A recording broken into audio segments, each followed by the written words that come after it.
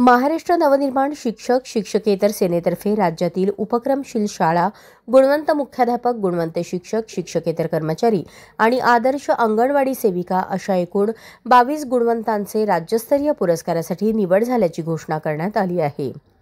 या पुरस्कारांचे वितरण रविवार दिनांक 16 नोव्हेंबर 2025 रोजी सकाळी 11 वाजता शिवस्मारक सभागृह, गोल्डफिंच पेठ, सोलापूर येथे प्रमुख मान्यवरांच्या उपस्थितीत होणार आहे। निवड समितीकडून जाहीर करण्यात आलेल्या यादीमध्ये मॉडर्न एज्युकेशन सोसायटी पंढरपूर आणि नवभारत ज्ञानवर्धिनी पुणे या शाळांचा उपक्रमशील संस्थांमध्ये समावेश आहे। राज्यभरातील विविध जिल्ह्यातील एकूण 5 मुख्याध्यापक, 12 शिक्षक, 1 शिक्षकेतर कर्मचारी आणि 2 अंगणवाडी सेविका यांना या वर्षीचा सन्मान देण्यात येणार आहे।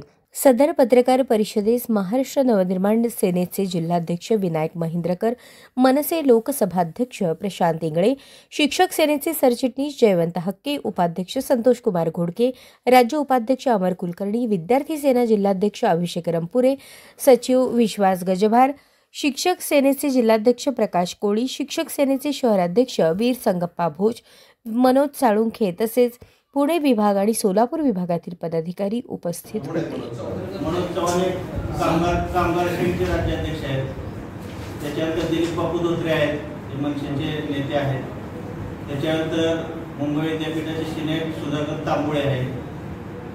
त्याच्यानंतर संजय चित्रे हे शिक्षक सेनेचे अध्यक्ष आहेत, ते सुद्धा येणार आहेत। या मान्यवरांच्या उपस्थितीमध्ये त्याचबरोबर सोलापूर जिल्ह्यातील सोलापूरचे जिल्हाध्यक्ष विनायक महेंद्रकर, प्रशांत गिड्डे, लोकसभा अध्यक्ष प्रशांत इंगळे, जयंती शेख यांच्या उपस्थितीमध्ये हा कार्यक्रम संपन्न होतो।